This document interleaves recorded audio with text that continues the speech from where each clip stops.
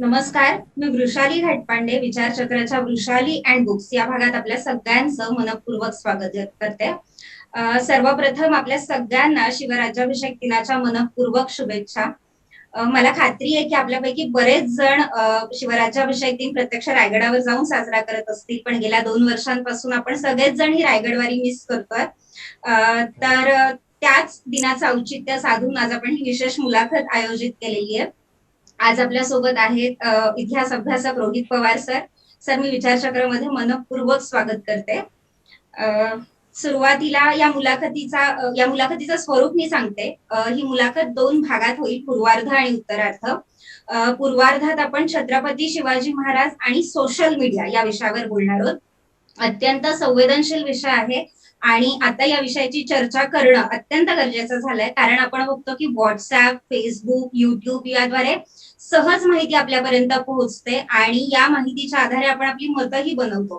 तर त्यातून किती प्रचार अपप्रचार होतो, छत्रपती शिवाजी महाराजांविषयीचे काय काय विचार लोकांपर्यंत पोहोचतात, त्यात किती प्रचार आणि किती अपप्रचार असतो, हा सगळा अत्यंत संवेदनशील मुद्दा आहे आणि म्हणूनच तो चर्चा करण्याचा मुद्दा आहे.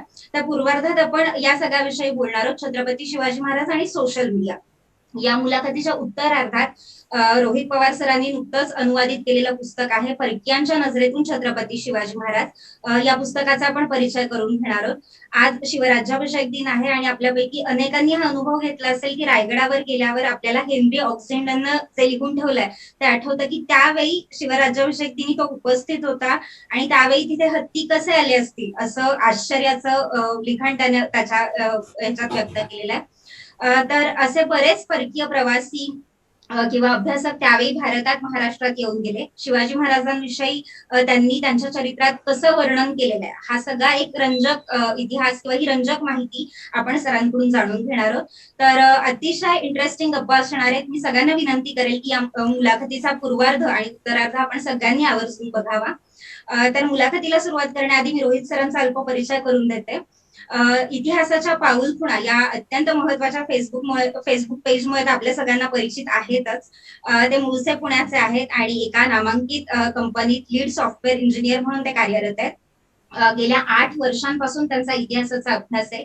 लहानपणापासून दुर्गभ्रमण भटकंतीची त्यांना आवड आहे आणि इतिहासाची ससंदर्भीय माहिती लोकांपर्यंत पोहोचावी हा त्यांचा प्रयास आहे. आणि म्हणूनच आजच्या ज्या विषयांवर आपण त्यांच्याशी बोलणार आहोत तो एकंदरीतच सगळा महत्वाचा आणि अभ्यासपूर्ण विषय.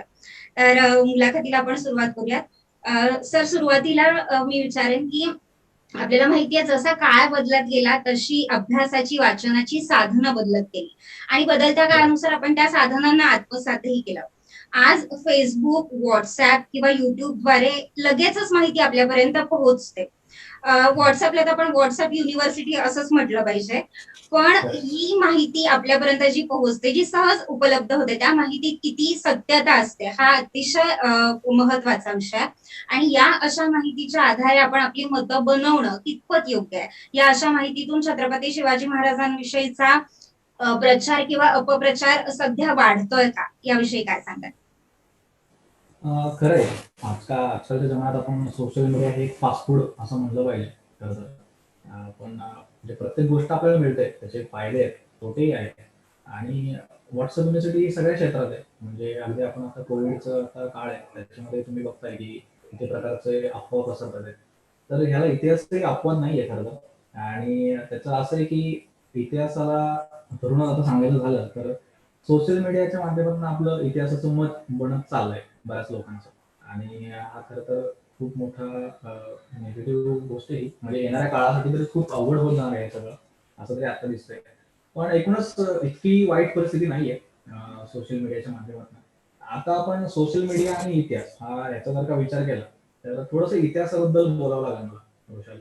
तर त्याचं असं आहे की एक लॉन्जिलो सेंगॉस नावाचा एक माणूस होऊन गेला आणि ह्याने इतिहासाबद्दल एक खूप छोटंसं एकदम संक्षिप्त असं वाक्य लिहून ठेवलंय. तो असं म्हणतो की नो डॉक्युमेंट्स नो हिस्ट्री, असं इतकं सरळ सोटपणे वाक्य आहे ते.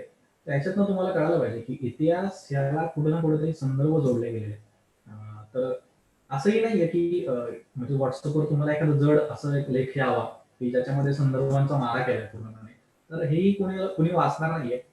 खरं तर सोशल मीडिया हे इंटरेस्टिंग मीडिया असं आपण म्हणू शकतो. त्याच्यामुळेच लोक ते इकडे धाव घेतात.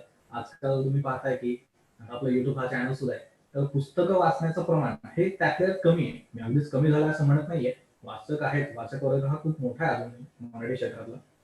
पण आपल्याला कसं की खूप क्विकली ते अवेलेबल होतं आणि मोबाईल तर आता आपल्या म्हणजे आयुष्याचा घटक झालाय. अन्न, पाणी, निवारा ह्याच्यासोबत मोबाईल हा पाहिजेच. असं असं झालेलं आहे पुन्हा. तर नो डॉक्युमेंट्स नो हिस्ट्री हा एक खूप मूळ गाभा आहे त्याचा. हा जर का तुम्ही लक्षात ठेवला तर मला वाटत नाही की मग येणारा काळ हा तितका अवघड असेल. त्याला टॅकल कसं करायचं हा त्यातनं एक मुद्दा आहे की त्याच्या आधी एक इतिहासाची एक आपण एक व्याख्या करूया की इतिहास म्हणजे काय. तर आता इतिहासाच्या बद्दलचे लेख हे व्हॉट्सअप युनिव्हर्सिटीतनं फिरत असतात. पण बेसिकली कसं आहे की इतिहासाची एक फार सुंदर व्याख्या ईएचकार नावाच्या माणसाने केलेली आहे. तर असं ते असं लिहितात की history is unending dialogue between past and present. तर आता तुम्ही जो इतिहास व्हॉट्सअप युनिव्हर्सिटीतनं पुढे पाठवताय ना किंवा फेसबुकद्वारे, तर त्याचा आजचा टुडेज रिलेव्हन्स काय आहे हा खरं तर महत्वाचा मुद्दा आहे याच्यातला. तर तो तुम्ही जाणून घेतला पाहिजे. असं आहे की 4 लोक माझ्या लेखाला लाईक करतील आणि माझ्या व्याख्यानाला किंवा ह्याला टाळ्या वाजवतील. ह्याला इतिहास खरं तर म्हणत नाही आणि इथंच सगळं आहे. मग ह्याचं उत्तर काय किंवा काय केलं पाहिजे ह्याच्याशी निगडीत? तर खूप सरळसोटपणे की तुम्ही म्हणजे व्हॉट्सअपवर तुम्हाला एखादा इतिहासाशी निगडीत लेख आला, तर त्याला पहिला प्रतिप्रश्न हा असला पाहिजे की या लेखाच्या शेवटी संदर्भ आहेत का? आहेत तर ते मला दे, नाहीतर मला मला प्लीज असे लेख पाठवत नको जाऊ. हे तुम्ही फेसबुक ग्रुपवर असाल, तुम्ही इंडिव्हिज्युअल तुम्हाला कोणाला मेसेज आला, तर तुम्ही हे करू शकता. मला असं वाटतं. बरोबर. आता या माध्यमातून जी माहिती येते समोर त्यात काही विश्वसनीय काही अविश्वसनीय, पण यातला फरक आपण नक्की कसा ओळखायचा आणि एखादं उदाहरण आपल्याला सांगता येईल का की छत्रपती शिवाजी महाराजांच्या अपप्रचाराचं किंवा गैरसमजुतीतून एखादं उदाहरण प्रस्थापित होत चाललंय असं काही आपल्याला उदाहरण सांगता येईल का? अशी खूप उदाहरणं आहेत. म्हणजे डेली असे खूप मेसेज फिरत असतात. रिसेंटचे काही खूप व्हायरल झालेल्या मेसेज पैकी एक आहे की संभाजी महाराजांचं वजन इतकं होतं, मग ते 50 भाकऱ्या खायचे. त्यांची 70 किलोची तलवार. अशा प्रकारचे काही मेसेज फिरत असतात. शिवाजी महाराजही त्याला दुर्दैवाने अपवाद नाहीयेत. शिवाजी महाराजांच्या सैन्यामध्ये अमुक-अमुक संख्या ही मुसलमानांची होती. असे काही अपप्रचार म्हणूयात किंवा त्याला संदर्भ नाहीत. अशा गोष्टी काय कदाचित मुद्दामूनही त्या फिरवल्या जातात. तर अशी काही उदाहरणं आहेत वृषाली, की जी हं. खूप व्हायरल झालीत येत्या अलीकडच्या काळामध्ये. त्यासोबतच गुढीपाडवा हा एक खूप मोठा सण आणि त्याच्याबद्दलही खूप मोठा अपप्रचार केला जातो, की त्याचा आणि संभाजी महाराजांच्या मृत्यूशी त्याचा असं संबंध आहे, असं ते मुद्दाम दाखवलं जातं. ह्याच्या मागची कारणं मी खरं तर या प्लॅटफॉर्मवरती सांगू शकत नाही. त्याला काही पॉलिटिकल अजेंडे असतात त्याच्या मागे आणि या लोकांचं पोट त्याच्यावरती चालत असतं. त्यांनी जर का असे गैरसमज पेरले नाही, तर त्यांचं पोट चालणार नाही. अशी काही मंडळी आहेत. त्याच्यामुळे आपण थोडंसं सावधान राहायला पाहिजे यातनं एवढंच. म्हणजे इतिहासाच्या निगडीत काही सोशल मीडियाच्या माध्यमातून काही मेसेज पसरले गेले. त्यापैकी एक तुम्ही सगळ्यांनीच वाचलं असेल, की संभाजी महाराजांचं वजन, त्यांची 50 किलोची तलवार, त्यांचं 70 भाकऱ्या खाणं, अशा प्रकारचा एक मेसेज मध्यंतरीच्या काळात फिरत होता. खरं तर याला कुठलाही संदर्भ नाही आणि कुठल्याही सुज्ञान व्यक्तीला ते कळायला पाहिजे, की संभाजी महाराज हे काही शेवटी सुपरमॅन नव्हते. तेही माणूसच होते. ही छोटीशी त्याला थिन लाईन पकडली, तरी सुद्धा WhatsApp युनिव्हर्सिटीचे मेसेज सहजपणे खोडून काढता येतात. शिवाजी महाराजही याला अपवाद नाहीयेत. शिवाजी महाराजांच्या सैन्यांमध्ये 57% मुस्लिम सैनिक होते वगैरे असाही काही अपप्रचार केला जातो. खरं तर यालाही काही संदर्भ नाहीये. थोडंसं इतिहासाबद्दल बोलायला गेलं तर सभासद बखर आहे, समकालीन म्हणता येईल त्याला. कारण सभासद हा शिवाजी महाराजांचा समकालीन माणूस आणि त्यांनी त्याच्या सभासद बखरीच्या शेवटी एक शिवाजी महाराजांच्या अधिकाऱ्यांची यादी दिली. या यादीमध्ये एकाही मुसलमान व्यक्तीचं नाव नाहीये. त्याच्यामुळं हा हा जो अपप्रचार केला जातो, हा सहजपणे खोटा ठरवता येतो. तेच आहे की म्हणजे सोशल मीडियाच्या माध्यमातून जे काही व्हायरल मेसेज झालेत, ह्यातलं अजून एक उदाहरण द्यायचं झालं तर गुढीपाडवा हा एक आपला महत्त्वाचा सण महाराष्ट्रातला. मध्यंतरीच्या काळात काही संघटनांनी त्याचा संबंध हा संभाजी महाराजांच्या मृत्यूशी दाखवून त्यांचं काहीतरी समाजामध्ये तेढ निर्माण करता येईल का, असे प्रयत्न सुरू केले होते. तर खरं आहे की काही लोकांचं पोट त्याच्यावर चालतं, म्हणूनच हे असे काही म्हणजे अपप्रचार या माध्यमातून केले जातात वृषाली. सोशल मीडिया ही दुधारी तलवार आहे. चांगला आणि वाईट, चांगल्या वाईट दोन्ही गोष्टींसाठी सोशल मीडियाचा उपयोग होतो. आपण आताच हे बघितलं. पण सध्याच्या काळात ही गरज आहे, नेसेसिटी आहे. आता आपल्याला जे नामवंत इतिहासकार आहेत, सरदेसाई, खरे किंवा राजवाडे यांची पुस्तकं जरी इच्छा असली तरी ती वाचणं सध्याच्या काळात शक्य होत नाही. तर अशा अभ्यासपूर्ण वाचनासाठी दुसरे ऑथेंटिक सोर्सेस जे इझिली उपलब्ध होतील असे सोर्सेस कुठले सांगता येतील? खरं तर हा प्रश्न थोडासा ट्रिकी आहे सांगण्यासाठी उत्तर द्यायचं. म्हणजे ते असा प्रश्न झाला की मला गायचंय आणि पण मला रियाज नाही करायचा. तर असं होणार नाही खरं तर, की तुम्हाला एखादी गोष्ट स्किप करून की पटकन जाता येईल. त्याच्यामुळं मी तरी असं नेहमीच रेकमेंड करेन. त्याचा एक तुम्हाला थोडीशी पार्श्वभूमी सांगतो. की मराठ्यांच्या इतिहासाला जेव्हा संशोधनाला सुरुवात झाली, तो काळ जेव्हा जर का तुम्ही पाहिला, तर तेव्हा कीर्तने असतील किंवा साणे असतील, या लोकांनी आधी इतिहासाची साधनं शोधायला सुरुवात केली आणि त्यांनी काव्यइतिहास नावाचा एक ग्रंथमालिका सुरू केली. त्याच्या सुरुवातीलाच त्यांनी असं लिहिलंय की त्याची खरं तर ती प्रतिक्रिया होती.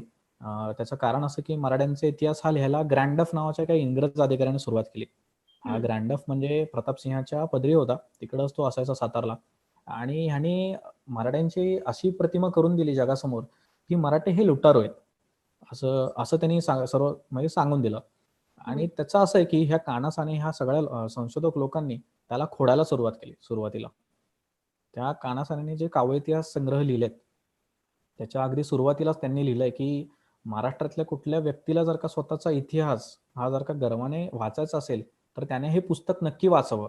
याचं कारण असं की मराठी माणूस हा इतिहासामध्ये गाढव होता, असं काहींचा अपप्रचार आहे आणि तो खोडून काढण्याचं काम हा माझा प्रयत्न आहे, असं त्यांनी त्या काव्य इतिहास संग्रहाच्या सुरुवातीलाच लिहिलंय. मला वाटतं आजही असंच म्हणता येईल आपल्याला की काही प्रतिक्रियात्मक गोष्टी घडतात, काही अशा गोष्टी घडतात. तर असं नाहीये की तुम्हाला शॉर्टकट मराठ्यांच्या इतिहासात काही मिळेल वाचताना.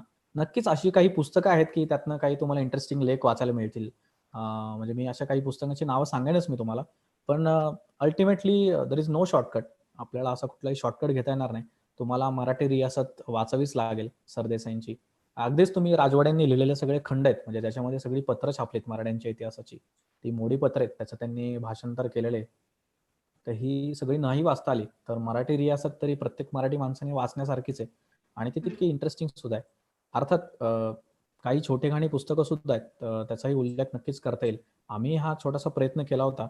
म्हणजे 4 वर्षापूर्वी आम्हालाही असं लक्षात आलं, की इतिहास म्हणजे काय? तर आजच्या घडीला इतिहास एक तर बोरिंग टॉपिक झालाय. शाळेच्या मुलाला विचारलं, की "तुला कुठला विषय आवडतो?" तो शक्यतो म्हणत नाही, की मला इतिहास आवडतो. त्याचं कारण हे असं आहे, की सण-सणावळ्यामध्ये तो अडकला इतिहास आपला. खूप सारी नावं येतात, खूप सारी पात्र येतात. त्याच्यामुळे लहान मुलाला हा खूप इंटरेस्टिंग वाटत नाही. चौथीचा विषय त्याला अपवाद आहे, कारण चौथीत आपल्याला सगळ्यांना शिवाजी महाराजांचं पुस्तक होतं, त्याच्याबद्दलचा इतिहास होता. पण शालेय जीवनापासून मग पुढं आपण जेव्हा तारुण्य वयात येतो, तेव्हा कसं होतं, की प्रत्येक गोष्ट ही कंपेअर केली जाते. त्याला पॉलिटिकल अजेंडे येतात, काही जातीय अँगल येतो त्याला आणि मग तारुण्य वयात हाच इतिहास हा अस्मिता बनतो. तर मग ह्याच्याशी टॅकल कसं करायचं? हा आम्ही प्रयत्न केला आणि इतिहास थोडा रंजक पद्धतीने सांगितला. संदर्भ तेच ठेवून, संदर्भांना कुठेही छेडछाड न करता. तर आम्ही मग इतिहासाच्या पाऊलखुणा एक हे पुस्तक लिहिलं, ज्याच्यामध्ये मराठ्यांच्या इतिहासाविषयीची रंजक सफर आहे, तो घेण्याचा आम्ही त्यात प्रयत्न केला होता. किंवा अजूनही काही पुस्तक आहेत, की जी छोटेखानी आहेत आणि जी वाचावीत. म्हणजे शिवाजी महाराजांचं चरित्र हे तर प्रत्येक मराठी माणसाने वाचण्यासारखंच आहे. म्हणजे आज राज्याभिषेक दिनानिमित्त आपण हा लाईव्ह करतोय. तर किमान प्रत्येकाने महाराष्ट्रातल्या शिवाजी महाराजांचं चरित्र कुठलं वाचावं, हा प्रश्न सगळ्यांना पडतो. पण वाचत कोणी नाही. आता मी तुम्हाला सांगतो, की विजयराव देशमुख होऊन गेले आपले, म्हणजे आहेत ते. तर विजयराव देशमुखांचं एक शिवचरित्र आहे, शंखकर्ते शिवराय. आणि ते इतकं सुंदर चरित्र आहे, म्हणजे ते तुम्ही वाचायला घेतलं तर ते इतकं प्रवाही दिसतं तुम्हाला, की त्यात कुठलीही क्लिष्टता नाहीये. पण त्यातूनच असं आहे, की त्यांनी संदर्भांची जोडही त्याला दिलेली आहे. त्यामुळं किमान मराठी रियासत, शंखकर्ते शिवराय यांसारखी पुस्तकं वाचून तुम्ही मग नंतर शॉर्टकट घ्या. तुम्ही चर्चा करा मित्रांशी. तुम्ही काही YouTubeवरती चॅनल्स आहेत, मराठा हिस्ट्री नावासारखे, किंवा निनादराव बेडेकर यांच्यासारखे ज्येष्ठ इतिहास संशोधक होऊन गेले आपल्यात. त्यांची काही व्याख्यानं आहेत. अलीकडच्या काळामध्ये मेंदळे सरांनी सुद्धा काही व्याख्यानं दिलीत. ही सारी YouTubeवरती आहेत.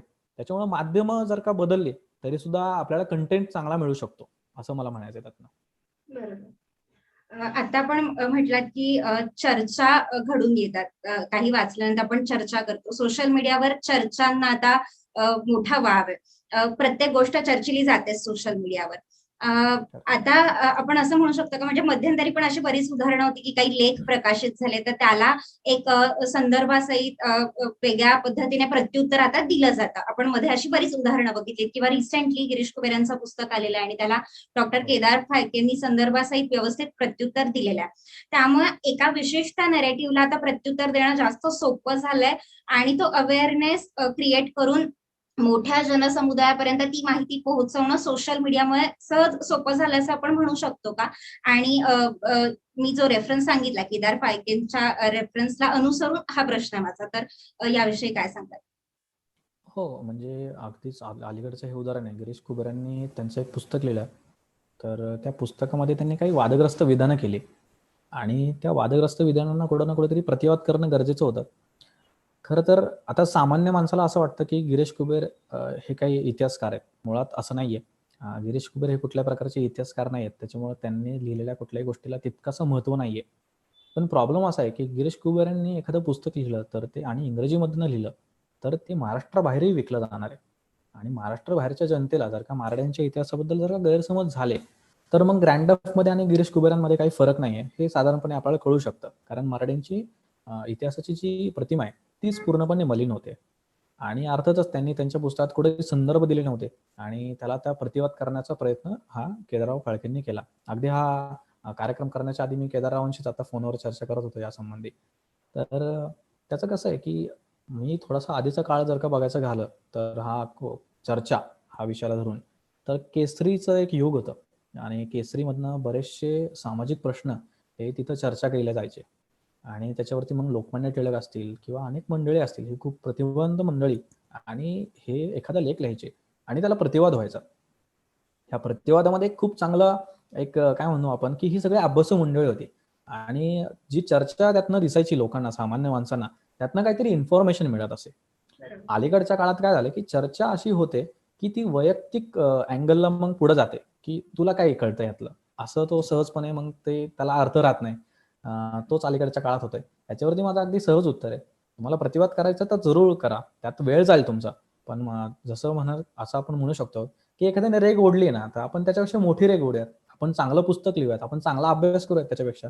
मग गिरीश कुबेरांना खोडणं आपल्या प्रत्येकाला इंडिव्हिज्युअली शक्य झालं, असे कितीही लेख येऊन द्या, आपण आपला अभ्यास जर का स्ट्रॉंग ठेवला, आपण त्याच्याबद्दल मोठी रेग ओढू शकलो. म्हणजे आजकालचे जे इतिहास अभ्यासक आहेत किंवा फेसबुकवर जी काही अभ्यासक मंडळी आहेत ते खूप चांगलं काम करतात.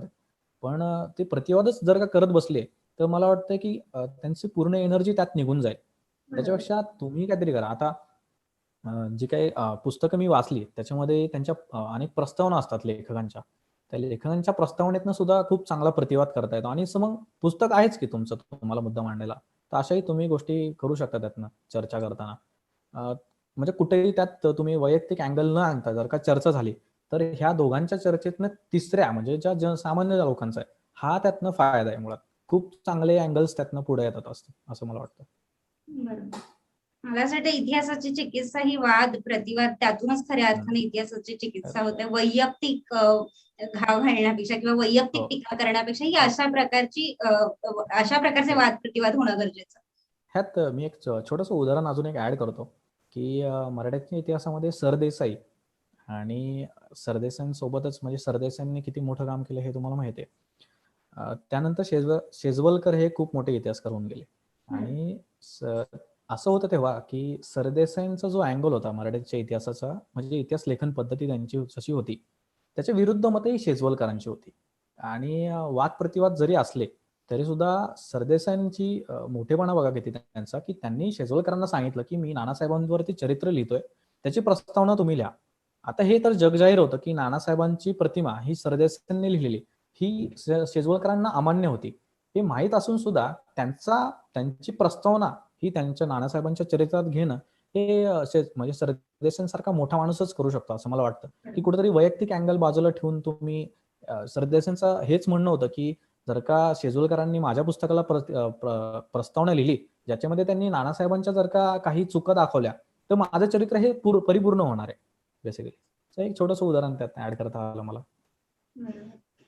सोशल मीडियामुळे आता ज्या नामवंत इतिहासकारांची नावं आपण मगाशी घेतलेली आहेत त्यांचं साहित्य सीमित होतं, पण आता सोशल मीडियामुळे त्याला मोठ्या प्रमाणात वाव मिळालाय किंवा ती माहिती जास्त लोकांपर्यंत पोहोचली असं आपण म्हणू शकतो का? किंवा ती आणखी अ, पोहोचण्याची गरज आहे का? हो. त्याचं एक छोटीशी बॅकग्राऊंड सांगतो. आमचीच एक स्टोरी आहे, की 5 वर्षापूर्वी आम्हाला असं वाटू लागलं, की इतिहासामध्ये काही गैरसमज जे पसरत चाललेत, त्याला कुठेतरी आळा घालावा. म्हणूनच 5 वर्षापूर्वी आम्ही काही अभ्यासकांनी मिळून इतिहासाच्या पाऊलखुणा हा Facebook समूह स्थापन केला बेसिकली. आणि त्यातनं आम्हाला हेच करायचं होतं, की लोकांपर्यंत पोहोचायचं होतं. लोकांना समविचारी लोकांना जोडलं जायचं होतं. तर हं. सोशल मीडिया हा प्लॅटफॉर्म आम्ही तेव्हा यूज केला. तेव्हा असं लक्षात आलं, की लोकांना संदर्भांची गोडी नाहीये. लोकांना संदर्भ नको आहेत. पटापट त्यांना प्रश्नांची उत्तरं हवी आहेत आणि काही लेख असतील इंटरेस्टिंग तर तेच हवेत. पण आम्ही आमचा तो नियम मोडला नाही. आम्ही स्ट्रिक्टली ते फॉलो केलं, की या समूहावरती फक्त संदर्भांनुसारच चर्चा होईल. त्याचा फायदा हळू होत गेला. म्हणजे सुरुवातीच्या काळात लोकं आम्हाला जोडली गेली नाहीत. पण हळू काय झालं, की मी जसं एक उदाहरण तुम्हाला सांगितलं, गुढीपाडवा. त्या गुढीपाडव्याविषयी आम्ही सगळ्यांनी मिळून एक लेख लिहिला. की खरं तर गुढीपाडव्याचा संबंध आणि तो का साजरा करायला पाहिजे आपण आणि कशा पद्धतीने साजरा करायला पाहिजे आणि ह्याच्या इतिहासामध्ये काय काय दाखले आहेत म्हणजे अगदी संभाजी महाराजांच्या आधीपासून म्हणजे ज्ञानेश्वरांच्या पासून सगळे जे दाखले आहेत ह्या दाखल्यांचा एक लेख लिहिला. त्याचा आम्हाला असा फायदा झाला की खूप वेळ गेला, हा लेख खूप व्हायरल होत गेला आणि हळूहळू लोकांमध्ये ती जागृती आली. ती जागृती येण्यामागचं कारण मी इतिहासाच्या पाऊलखुणात समूह आहे असं म्हणत नाहीये, पण अनेक अभ्यासकांनी तो पुढे व्हायरल केला. त्याच्यामध्ये काही अजून नवीन संदर्भ जोडले आणि हा हळूहळू लेख लोकांपर्यंत पोहोचत गेला. म्हणजे WhatsApp म्हणा तुम्ही किंवा Facebook म्हणा, याच माध्यमातून तो पुढे होत गेला आणि आज तुम्ही बघा की गुढीपाडव्याविषयी फारसे म्हणजे गुढीपाडवा आला की तेव्हा काही मंडळी जागे व्हायची आणि अपप्रचार सुरू करायची. आता हळूहळू ते प्रमाण कमी होत गेलेलं आहे. तर मला वाटतं की हे एक म्हणजे हा विजय आहे खरं तर या सोशल मीडिया प्लॅटफॉर्मचा. तर अगदी सगळं निगेटिव्ह नाहीये जग. ह्याचे इतिहासातनं एखादी गोष्ट खोडून काढायची आहेत. म्हणजे तुम्ही आपण आताच एक उदाहरण घेतलं केदार फाळकेंचा प्रतिवाद. अशी काही चांगली उदाहरणं दिसतात त्यातनं आणि लोकांची जागृती ही होत राहते आणि ही एक प्रोसेस आहे मला वाटतं. म्हणजे एखादी संघटना किंवा कुठली खूप चांगलं काम करते म्हणजे Facebookवर पाऊलखुण सोडून अजून काही ग्रुप आहेत, ते खूप चांगलं काम करतात आहेत आणि ही प्रोसेस मला वाटतं फॉलो होत राहिली, तर हळू जे काही गैरसमज आहेत मराठ्यांच्या इतिहासातले, ते आपण काढू. आता गैरसमजच का? तर हा एक खूप मोठा इश्यू आहे. त्याच्यामध्ये लोकांना पटकन नितीन बानगुडे पाटीलचं भाषण ऐकायचं असतं. कारण ते खूप चेतना देणारं असतं. ते खूप चांगले व्याख्याते आहेत. पण त्यांनी सांगितलेल्या गोष्टींना कुठेही आधार नसतो. पण ऐकायला खूप छान वाटतं ते. हे तुम्हालाही माहिती आहे. व्हेअरएज तुम्ही काही अभ्यासकांची जर का व्याख्यानं पाहिली, तर ती थोडीशी रटाळ वाटतात. त्याच्यामुळे लोकं ते सोडून देतात.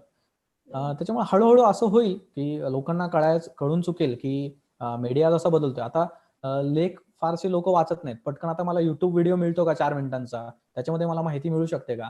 हे सुद्धा फॉलो करतात. त्याच्यामुळे येणारा काळ हा बदलत जाणार आहे.